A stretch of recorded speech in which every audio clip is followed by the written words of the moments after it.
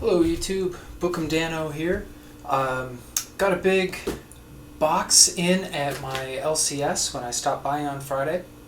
So they have a service where I can drop off the comics there at Galactic Greg's, and they will fill out all the paperwork, ship them to CGC, get them back, check them in, and then I pay for them, of course, and pick them up. So it's kind of nice because I don't have to pay for it all up front. I pay for it when I pick up the books, which is great. And so it was nice. I knew they were getting close to being ready. So it was a nice surprise on Friday. I also got another box shipped separately for something I had ordered off of Artgerm's site back in the late spring, and so I'm going to show that first, and then we'll get into this CGC box here of goodies. So what we got from Artgerm is this awesome Catwoman number 12. You know, like the vintage Catwoman. It's beautiful. Wife is a big fan of this this cover, and so I ordered one directly from Artgerm's website, and to have it signed, and also to be a guaranteed 9/8. So it took quite a while because ordered this.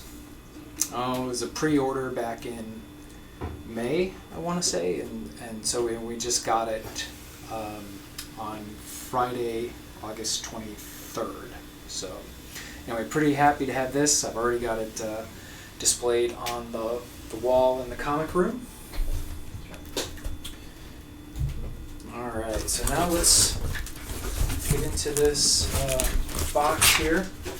So I used the screening service for 9/8. You have to send in at least 25 comics in order to do that.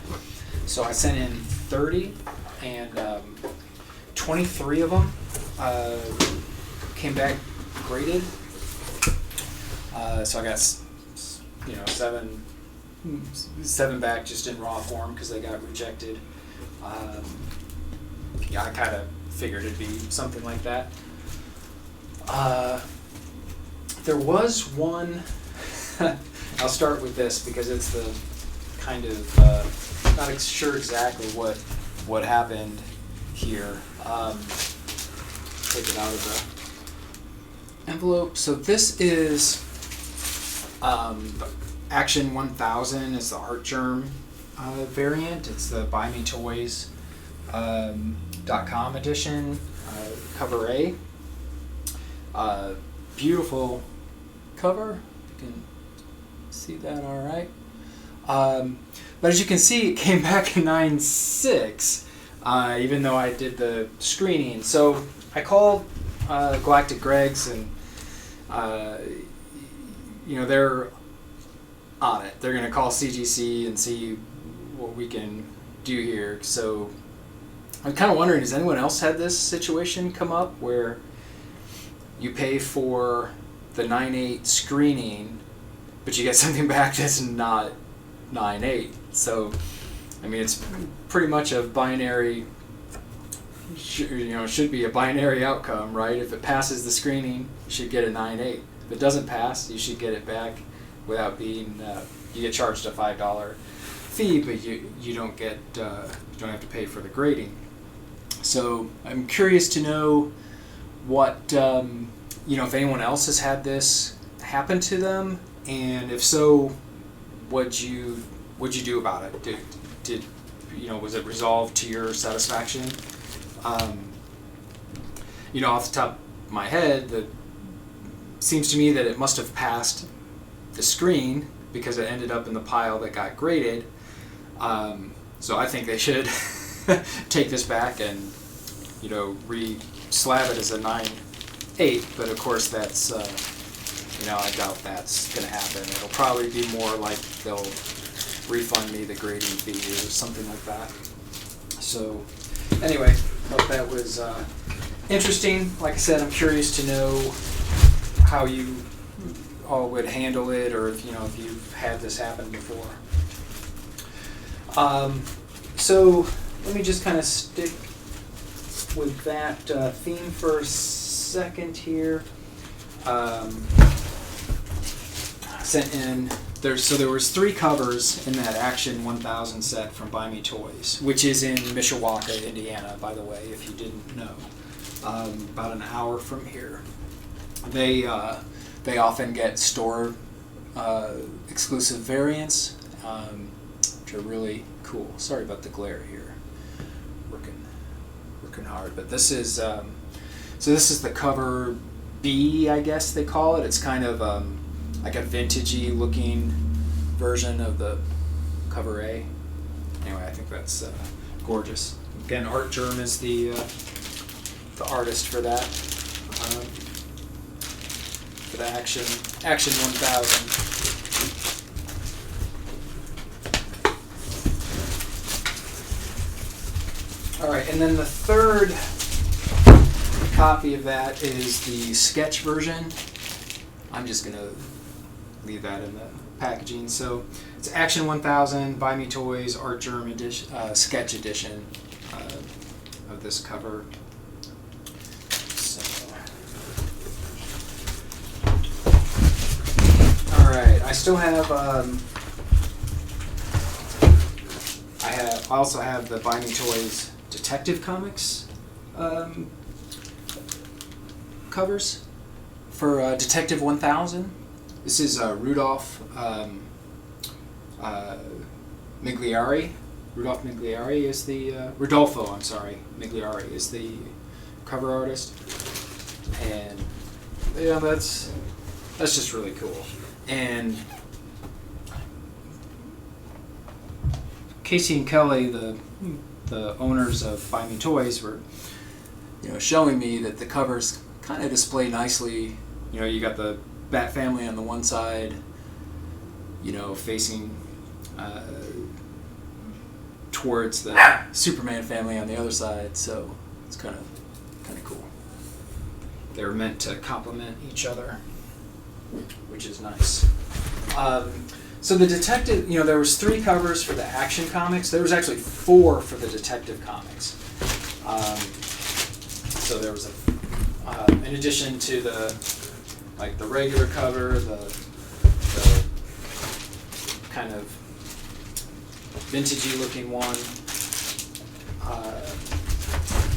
and the sketch one, there's also a virgin cover, which is really pretty sharp. So just get those out here. So here's the sketch.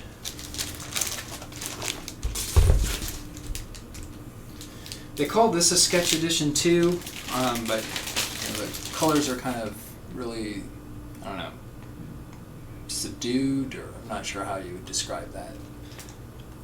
It has a kind of a vintagey feel. Really cool. And then here's the virgin one with the regular coloring. And just so you can see the 2 different colors side by side.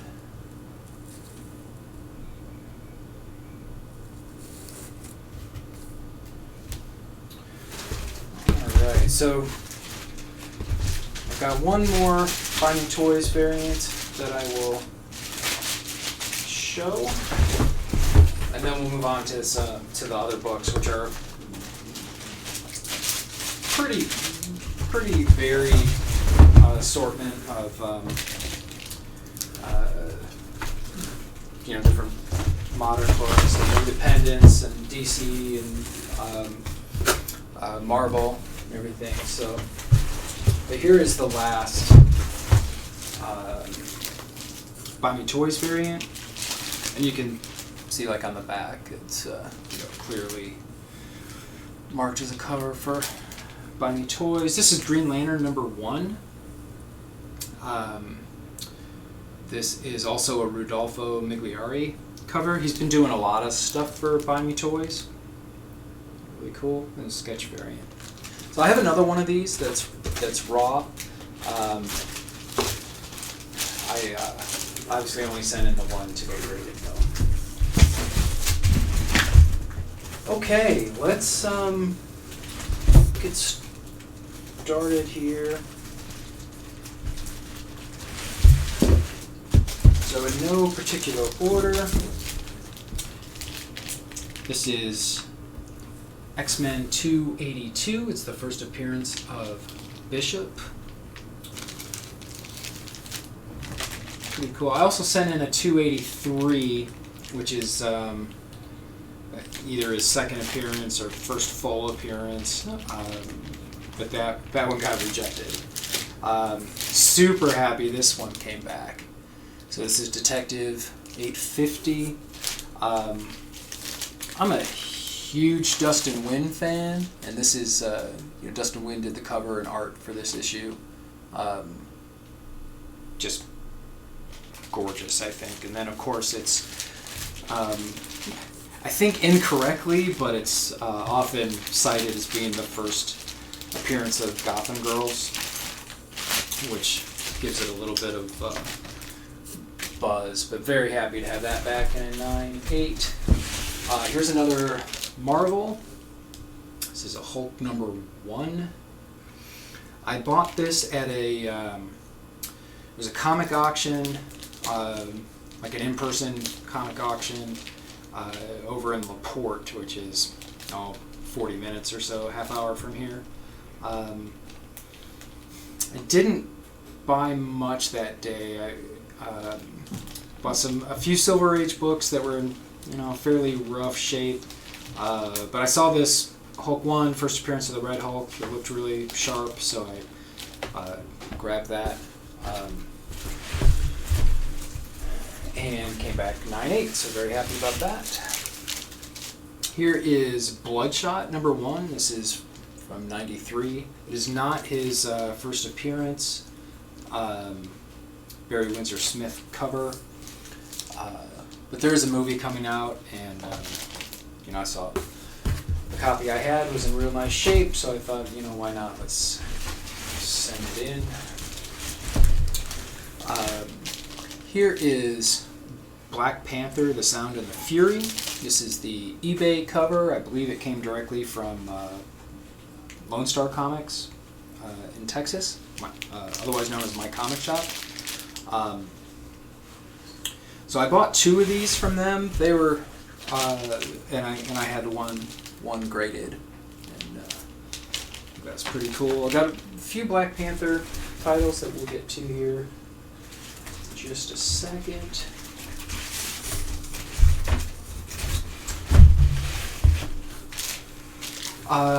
So this one's going to be going into the personal collection. It is Batman 21, first appearance of Duke Thomas. It's from the New 52, the Scott Snyder, Greg Capullo run. So kind of like Duke as a character, so happy to have his first appearance in a 9/8. So a few of these are going to be going into the personal collection with mostly the Batman titles, so the Detective 850, that Batman 21, at least one of the Detective 1000, probably the Virgin cover. But a lot of these I am going to be looking at selling. So that's another thing, in addition to being interested in your comments on getting a 9/6 back from from a group of comics that were supposed to come back, 9/8 or nothing. In addition to hearing what you have to say about that, I'd also be interested in knowing what your preferred venues of selling are. I have shipped things to Lone Star Comics, My Comic Shop, and used their auctions in the past. Was was very happy with some of them and a little disappointed with others. The good thing on that seems to me that you put them in the box, send them, and they take care of the rest. And if there's demand for your comics, they'll get bid on, and you get paid pretty quickly. You don't have to worry about shipping them out individually. You don't have to worry about customers, complaining about something. So it's about the most hands-off way of doing it. I've sold stuff on eBay, of course. That is, selling on eBay is fine, but the fees are atrocious. It's much cheaper to sell them on my comic shop, and also, then sometimes you have customers that don't, agree with the grade or something like that. You probably don't run into that with slabs too much, but anyway, that's another area of potential problems when you sell on eBay. I've never sold over Facebook. I do belong to a couple of comic book Facebook groups, so interested in what others' experiences are on that, or if there's another preferred way you have of selling. So please let me know. So this is Black Panther number 6.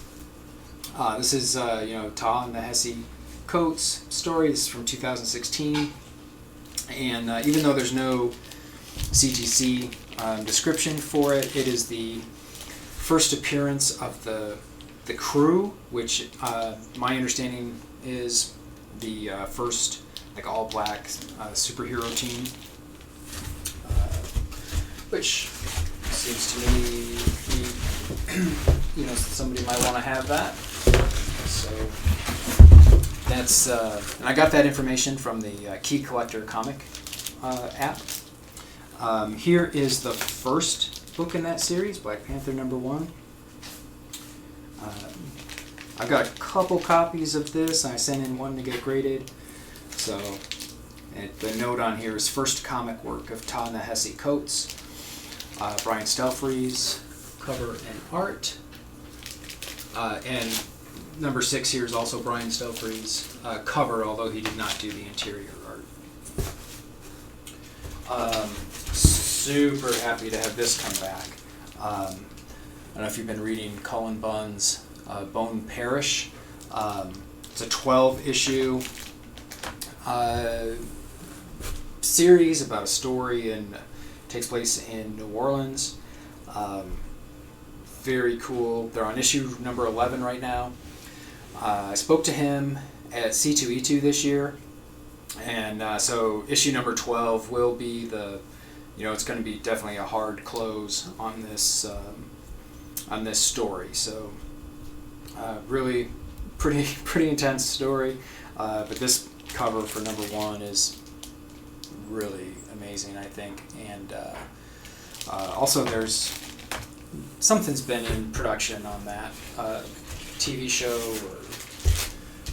or something. So anyway, very happy to have that. Might be keeping that in a personal collection as well. So at C2E2 this year, I did something I hadn't done before, and that is buy an Aftershock Comics mystery box from their booth. Aftershock, as you probably know, is a publisher.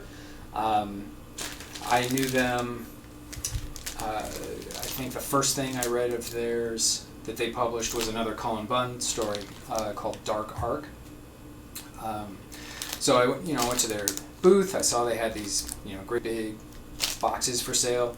They weren't cheap. They were $75. But there's a lot in the box. First of all, you got a slabbed comic, which was I think they use CBCS exclusively. So it's a CBCS comic. But I got my slabbed comic, and there was Black Eyed Kids #1, 9.8 with a witnessed signature of Joe Pruitt, he's the writer of this story, and then I believe he's also like the president or one of the executives anyway of Aftershock. So I thought that was cool. But it came, so you got the slabbed comic, you got like, I don't know, I want to say like 6 or maybe more than that #1 issues. You also got another at least 6 variants. And then you also got a complete story arc. So, I forgot some kind of adventure story. But I read all of it. There was 5 or 6 comics in the arc, and I read it through. It was pretty good, kind of a like Jules Verne meets Indiana Jones kind of story. So anyway, 3 of the comics I got in that mystery box I decided to send in. So this is Oberon #1. This is the 1 in 10 Marco Rudy cover. So it's real good shape, and I thought being a incentive variant or a ratio variant, I guess, 1 in 10, might be good to get done. So here's Hot Lunch Special #1. It's got quite a bit of attention when it came out. I had not read the story on that, but I knew it had some attention. And then this was in there as well. This is a Baby Teeth #1. This is a variant cover. It's Donny Cates' story and Elizabeth Torque cover. But I believe this is also a property that's in production of some sort. Okay, so we're getting towards the end here. So anyway, I would if you're at a con and you see the Aftershock booth, I would recommend getting one of those mystery boxes, because I was very, very pleasantly surprised. It seemed to me you got quite a bit of your money in there. So, very happy about this. This is Batman 609. I think I've talked about Hush before, the Hush storyline in Batman as being one of the first stories that I read, and it's obviously so good, and so it's always been kind of important to me. I have, I think, 2 complete runs of this story. It goes from 608 to 619, and I was looking through them for grading candidates, and this ended up being the only one I sent in. But it's 609, which is the first appearance of Tommy Elliott, who is Hush, and so this is actually the as far as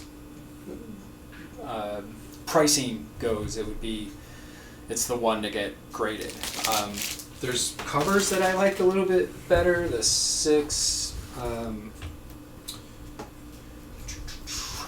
There's one with Catwoman and Harley on it that I personally like, and then of course the Jim Lee 612 cover of Superman and Batman. But it didn't look like those copies would have passed the screen, so I decided not to send them in. Okay, so last 2 are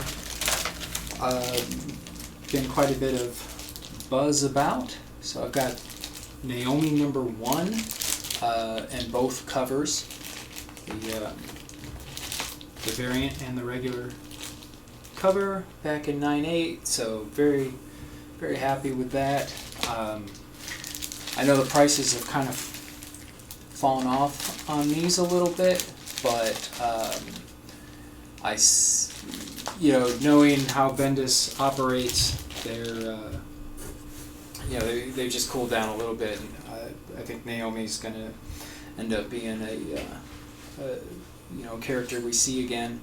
And as a matter of fact, in Action Comics this coming Wednesday, the 28th, she is, I believe she has her first crossover appearance in one of the other comics. So it's Action Comics that comes out this week, I believe. So we might see these Naomi #1s start to heat up again, which would be awesome. So that is my haul. Thanks for watching.